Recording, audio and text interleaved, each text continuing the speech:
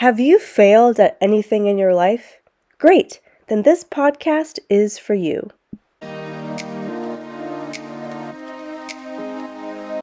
Hi, everyone. Welcome back to the Elevate from Failure podcast. I'm your host, Jan Smith. I'm the owner of Brody Blog. We're a boutique marketing agency. Today, I have two authors with me, Kelsey and Mark. Welcome to the show. Thanks for having Thank you. us. Thank you for having us.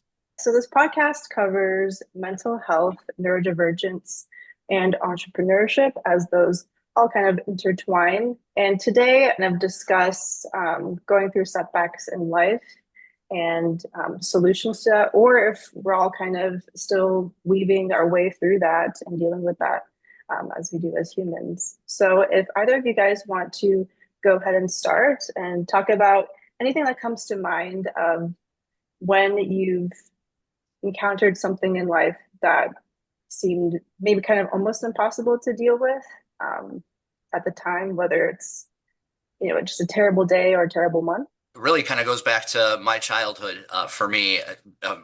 Raised in a house with two alcoholics and just surrounded by, a bad environment and deciding to eat my feelings. And so I gained a lot of weight as a child. And when I was in high school, I was well north of 300 pounds and literally woke up every day in high school trying to figure out if today was the day I was going to kill myself. And so that was obviously my low point was just trying to decide whether I wanted to live or die. And I actually kind of decided that I was going to try and get healthy to boost my self-esteem and try and take a step forward, except I did it with the intention that I set myself up to fail. And if I did fail, then that was going to be my justification for finally taking my life.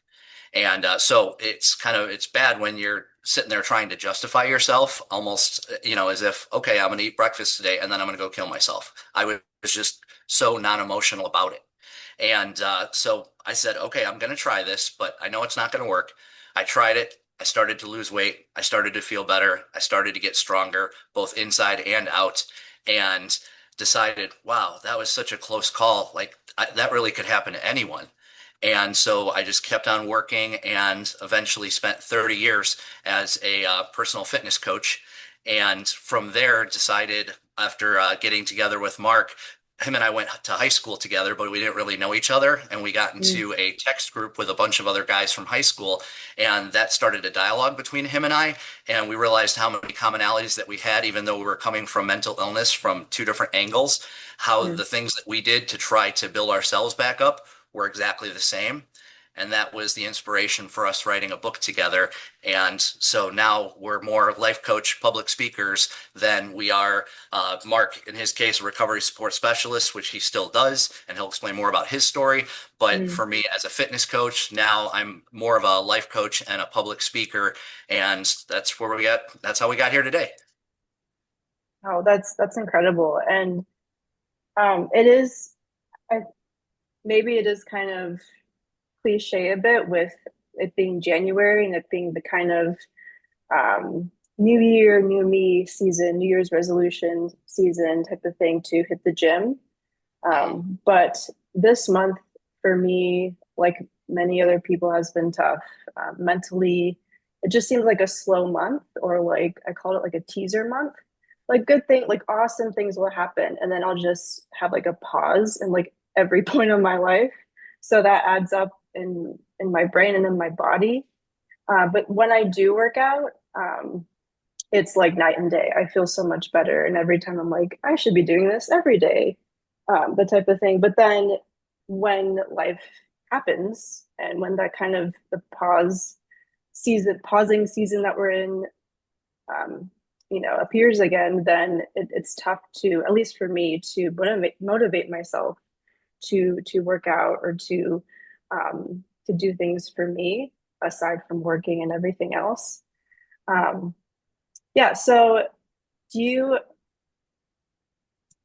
do you have any tips? Do you have any? I was just about to say, actually, the way that we talk about it in the book and we talk about, talk to other people is, you kind of just want to reframe that narrative. And instead of thinking of it as a pause, think of it as planning. You're planning your next steps. Mhm.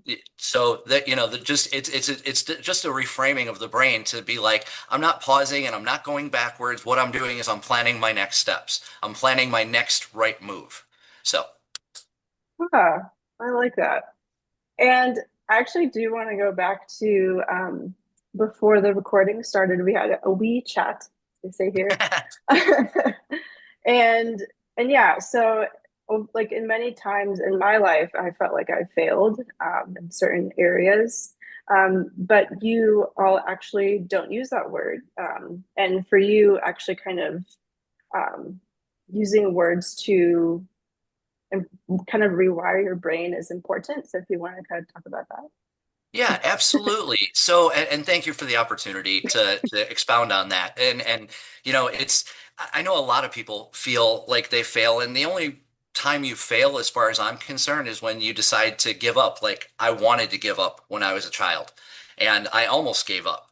All right, but basically, I just decided, hey, I'm going to do the next right thing, and maybe that'll be the thing that makes the difference. And so we don't use the word failure simply because we want people to think of things, anything, any bad thing that happens in your life is more of a setback. It's a speed bump. It's a test. It's a learning experience. So if you think of it in those terms rather than you failed, because you're here, which means you didn't fail, because failing would have been quitting, and you have this wonderful podcast that's hopefully motivating, inspiring people to put their next best foot forward. And that's why I reached out to you to be a part of this podcast, because I think the work that you do is great. So, but yeah, it's just a matter of reframing it and saying, you know what, it's not a failure. It's an opportunity to learn and grow. We all have things that happen where we're like, oh my God, like that I can't believe that this is happening to me. And it's like it happens to everyone. It's what you do from that experience that defines you, not the fact that you hit that wall. It's how you're going to figure out how to climb over it. So, That's so beautifully put. And Mark, we'll get to you if you want to Yeah, I'd say like your to talk. story. But sorry, but No, before, because if I I have could talk. ADHD, so if I don't say something No, immediately, I will forget. But we will I'll get to get, I'll get into, I'll get into my story, but I just kind of want to expound a little bit you. on what Kelsey said. I'm a really big mindset reset type of guy.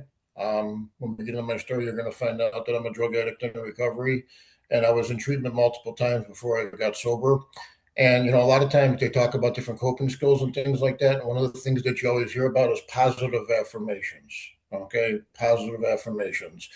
At the end of the day, what are three good things I can take out of the day? And it's scientifically and medically proven, okay, that if you end your day on a positive thought, it will naturally improve those mood altering chemicals in the brain. But if you end the day on a negative thought, it will actually deplete those mood altering chemicals in the brain. So I'm a glass half full versus half empty type of guy. I don't care how bad of a situation or how perceived bad of a situation that you're in.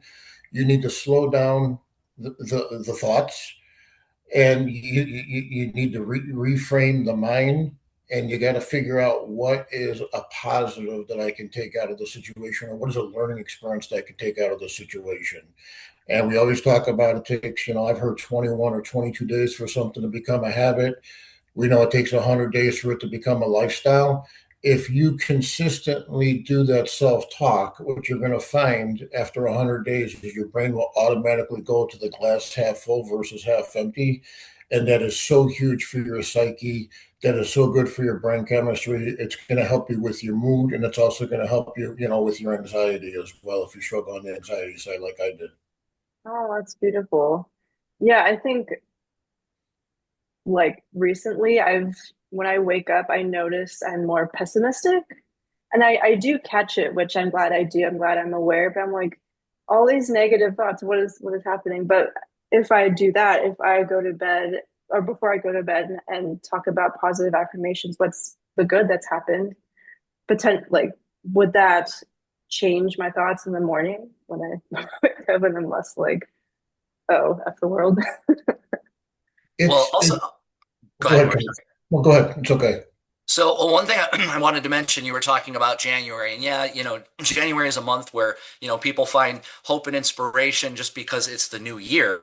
Mhm. But there is also, and Mark talks about this all the time, seasonal defective disorder, from, the winter months. And we want to become bears. We want to hibernate. We Mhm. want to shut ourselves in. So it's natural that you're going to do that in the months of December, January, February. But December, with the holiday months, you're kind of amped up from that. And then so Mhm. January is a little bit of a letdown from the holidays. You kind of have to keep yourself geared up for the holidays. And after it's over, there's this letdown. And I think that has a lot to do with how people set New Year's resolutions. And 2 weeks later is what they call quitting day. It's like the second Friday of the month of January is what they Mhm. call quitter's day, because a lot of people quit on their New Year's resolutions that fast. Oh, So wow. so there's a lot of science and a lot of documentation around you finding some struggle in the month of January. So there's nothing unusual there. You're like everybody. So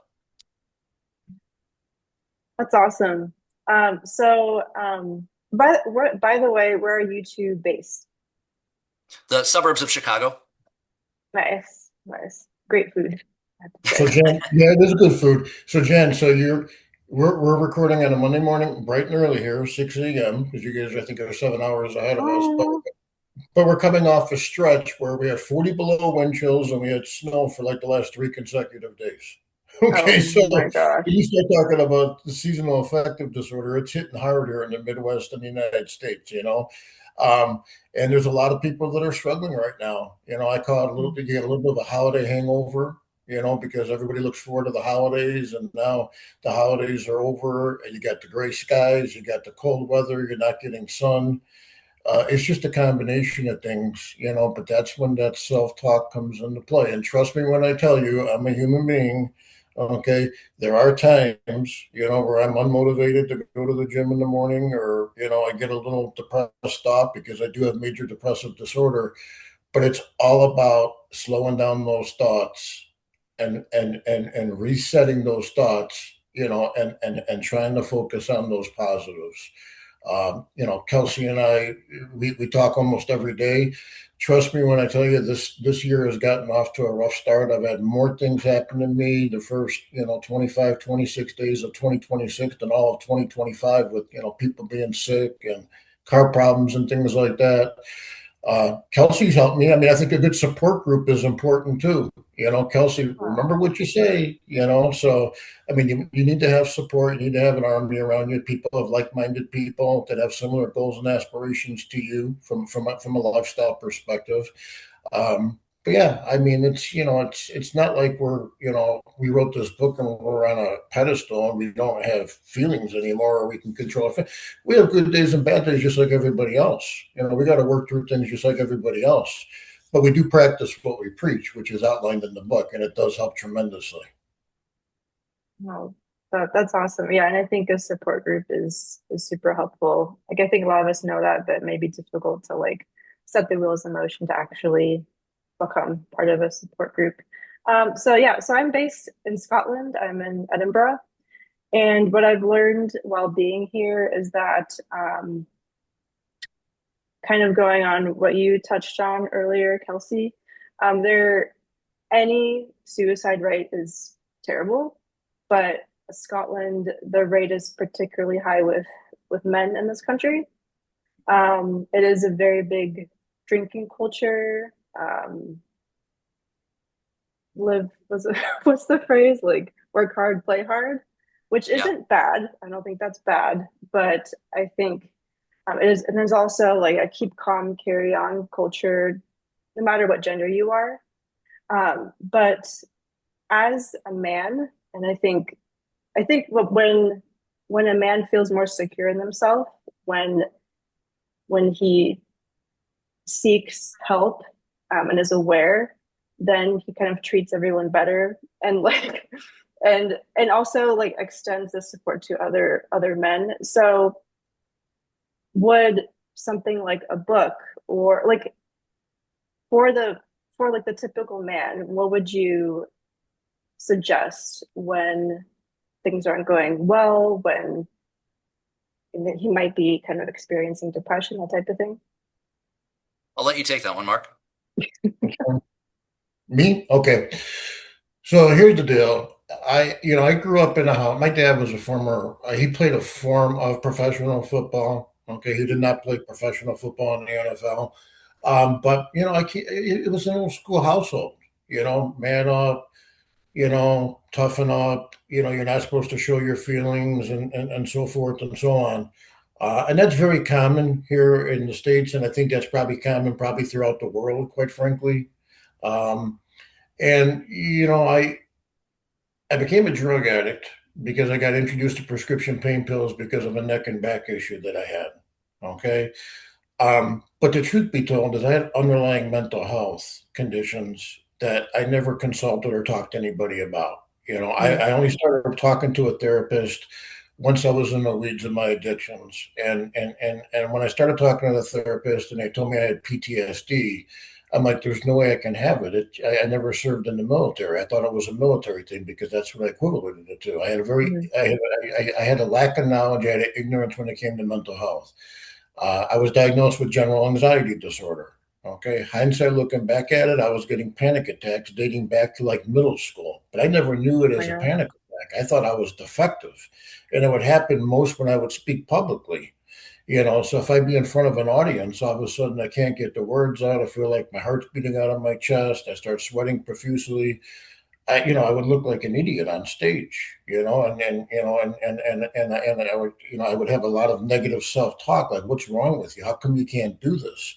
Mm. And then, I was diagnosed with major depressive disorder as well. So I had all this undiagnosed mental health. And I guess I'll kind of get into my story a little bit. I got married at a young age, and I did 30 years in the insurance industry. The last 12 to 13 years in the insurance industry, I was an executive or a manager for a large company here in the United States. So I had to run a lot of meetings and I had to do a lot of corporate presentations and things like that. I was working a lot of hours during the day trying to develop my sales team. And then I had to do a lot of meet and greets at nighttime and wine and dine Chicago officials and things like that as we're trying to build our branding here in the Chicagoland area. So, I had no work life balance. My diet was horrendous. Because of the anxiety, I didn't feel comfortable being in the same room with like the mayor of Chicago or like Mm. an alderman, which is kind of like a neighborhood mayor, if you will. And, I would start drinking, have a couple drinks to kind of unwind, to get that anxiety down, to feel comfortable kind of in my own skin. Now, alcoholism does run in my family, so I tried to stay away from it for a long period of time. But slowly but surely, it kind of crept in my life for those reasons.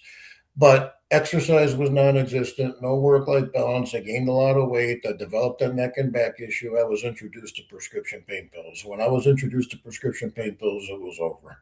And about a 5 year period, 5 to 6 year period, I lost everything. I lost that career. I lost my marriage at 25 years. I lost my relationship with my kids. I mean, everything came crumbling down. I mean, it was a very short period of time.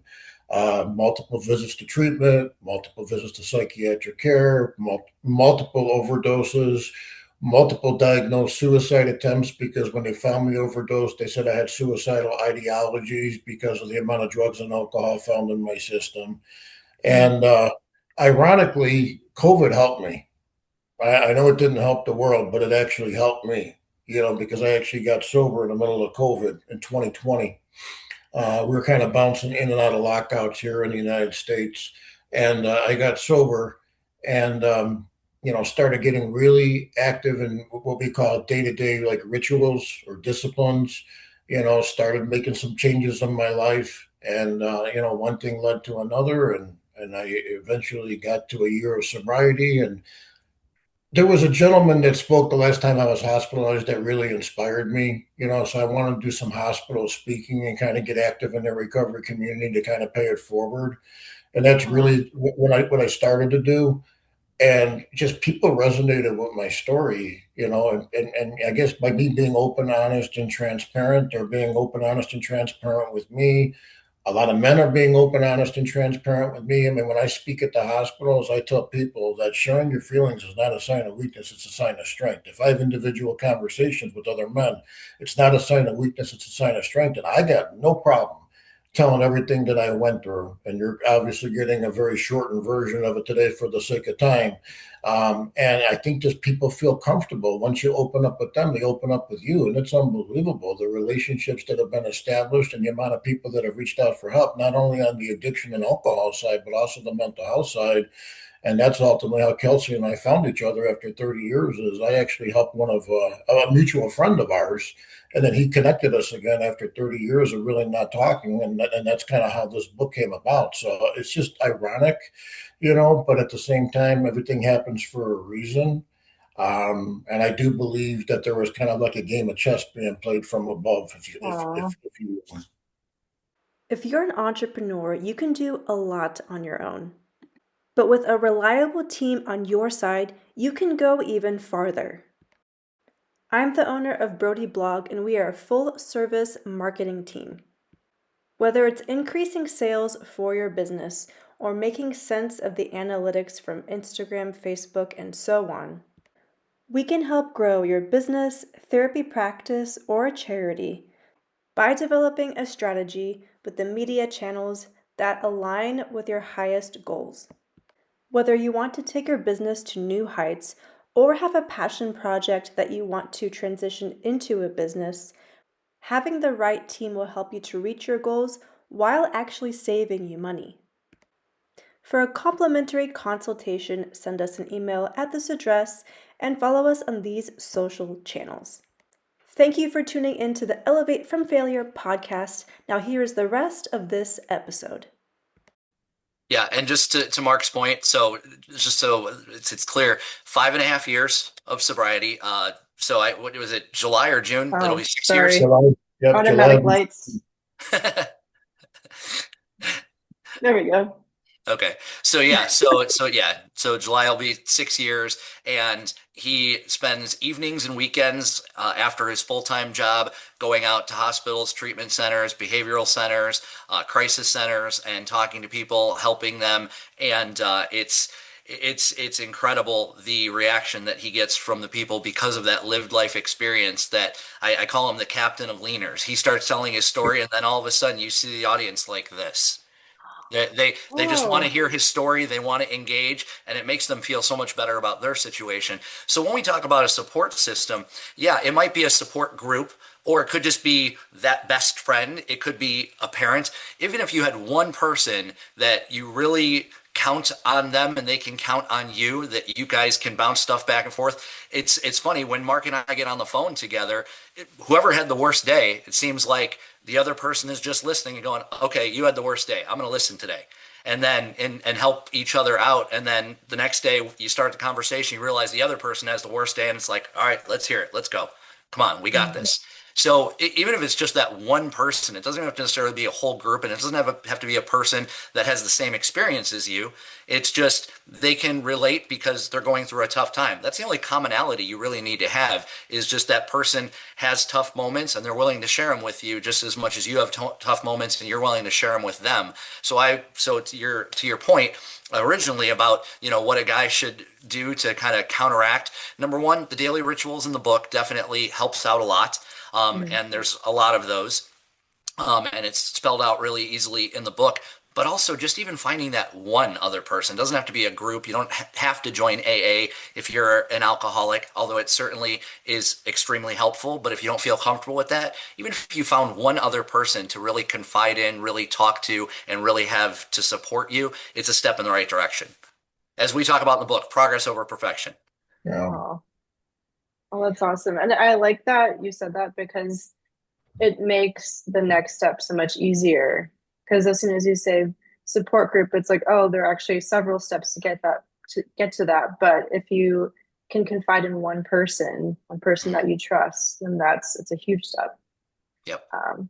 So that's awesome. So before we dive a little deeper into the book, a thought that came to mind is humor, especially self-deprecating humor.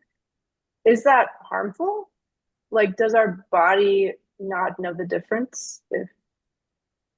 Wow, that is a great question. And Yeah. we've obviously done lots of podcasts, interviews, presentations. I've never had that question come up. Nope. Uh, So that's incredible. I And think sorry, for the sake of time, feel free to weave in your book and plug away. Sorry. sure, no problem, no problem. You have So about 10 minutes. okay, great. Sorry.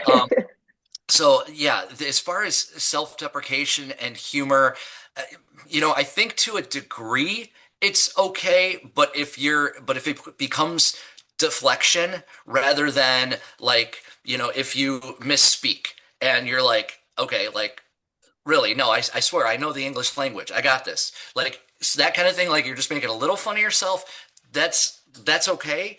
But I think if you're deflecting or if you're not being true to yourself because you're worried more about being the class clown, and it's like if you get people to laugh, then you don't have to be who you really are, Mm, that's when it could become a problem. yeah. Yeah, So, I mean, if I just give one example, if I could, like when I speak at the hospitals, I talk about exercise and getting the body moving. And early on, it was a lot of walking for me.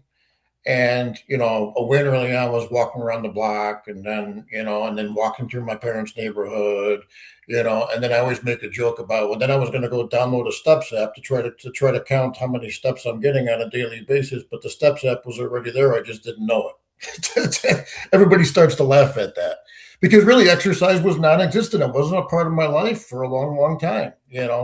So I'll interject a little humor here and there, but I agree with what Kelsey just said there. I mean, if you're deflecting and avoiding the actual narrative, then I think it could be dangerous. Yeah, dude. so, Yeah, so to go, another thing. so I'm sorry. Go for So it. to That's okay.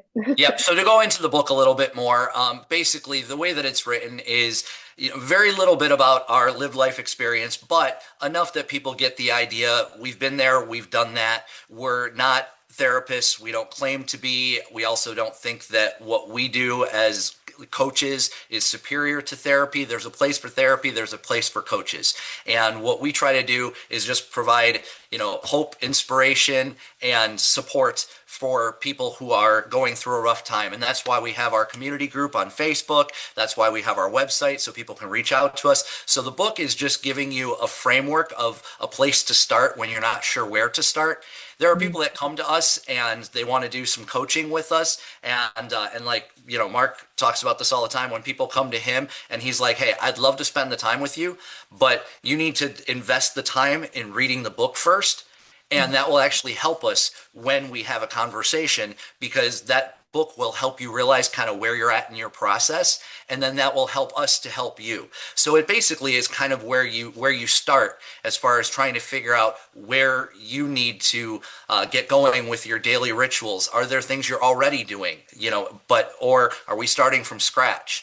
And so it sets up a framework. It goes a lot into the chemicals of the brain, and I'll let Mark go into that a little bit more when you were talking about the exercise and how you feel really good when you do it, but you fall off a little bit.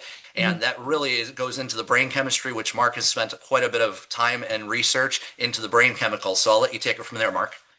Yeah, no, I mean the book highlights a mind-body rhythm approach, and we've already talked about mind, mindset resets, positive affirmations, things like that. That is huge.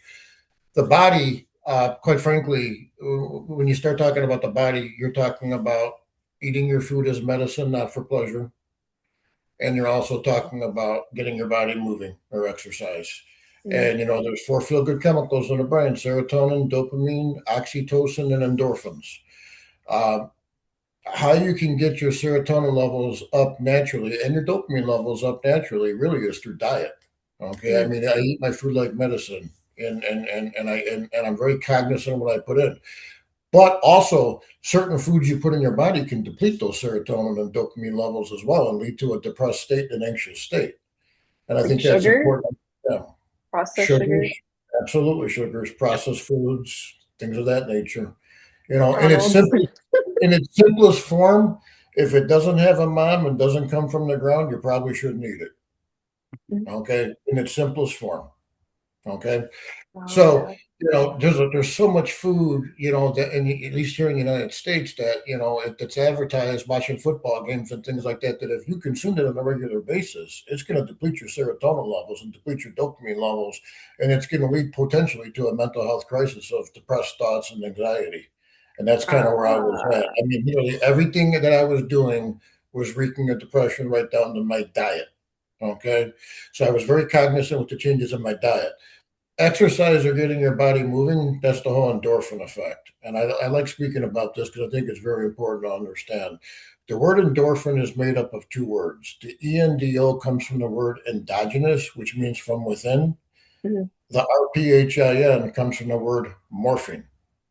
It's a painkiller, opiate. Ooh. Okay. Yeah, I didn't connect that. Morphine from within. Okay. Your body makes opiates, your body makes a natural painkiller. But to do that, you got to get your body moving. Okay. So here's the deal with that. The best example I can give is if you work out and you're sore from the previous day's workout or a couple days workout and you get a couple sets and all of a sudden that pain goes away. That the reason being is it's your morphine, your natural morphine that your body's making kicking in that's killing that pain. Oh, A lot of wow. people don't realize that. So here's Awesome. I'm a painkiller or opiate addict in recovery. In the United States, there's an opioid crisis going on, and I believe that it's in your country as well, from what I've read and so forth. Mhm. You know, a painkiller is a painkiller. It works really good for physical pain, but the reason why opioids or opiates, okay, are so abused is because as good as they work for physical pain, they work even better for emotional pain. I mean, that's the God's honest truth. At the end of the day, why was I taking them? Because it was suppressing my anxious thoughts and my depressed thoughts. But I didn't know because I didn't work with a therapist until I was in the weeds of my addiction. A lot of times these addictions start because of undiagnosed mental health. So Mhm. my thought process was is get really active, get physical, get my natural opiates up for a variety of reasons. One, maybe it will help me with urges and craves early in sobriety. And in my opinion, it did. But also, too, when you go through life, you're going to experience pain. Pain in life is inevitable, but suffering in life is optional. Okay, it's how Mm. you process that pain and how you go through that pain that's going to determine whether you're going to suffer or your level of suffering. We want people to be able to process that pain and go through life and not live, and like in my case, a destructive lifestyle because of not being educated and having that ignorance when it came to mental health. So the book gets into a lot of this. Mhm. Okay. And obviously you can reach out to us at our website, suffertotougher.org. We got a Facebook community. Kelsey, you can get into all that stuff, but I know we're getting short on time, so I just kind of wanted to hit all that stuff. Yeah, so thank you guys both for joining. And yes, all the links will be in the description box. But really quick, where you said the website, but where can people find the book and find you guys? You're on socials. Yeah. So the book is on Amazon. Also, if it's easier for people that use Amazon. Also, our newest book, You're Not Broken, which is actually a book that was written for children that was kind of by demand from our first book, where people read it and said, man, you guys really should come up with like a kid's version of this to help kids who struggle. And we thought, Mhm. what a great opportunity to stop adults from having to go through some of those struggles if most of these adults that go through it, you can kind of tie it back to their childhood. So that's our newest book, and that's available on Amazon as well. And S2T Nation is our Facebook page, and then Stronger Together with S2T is our community group. Oh, that's awesome. Oh, my heart feels a little bit better. So thank you guys. Awesome. We need more of you all in the world. So thank you so much for being on the show. Again, all their links will be down below. Please like, comment, and subscribe to spread the word. Thank y'all again so much for coming on. And yeah, I hope we chat again. And yeah, thank you all. Thank you You're very much for welcome. having us.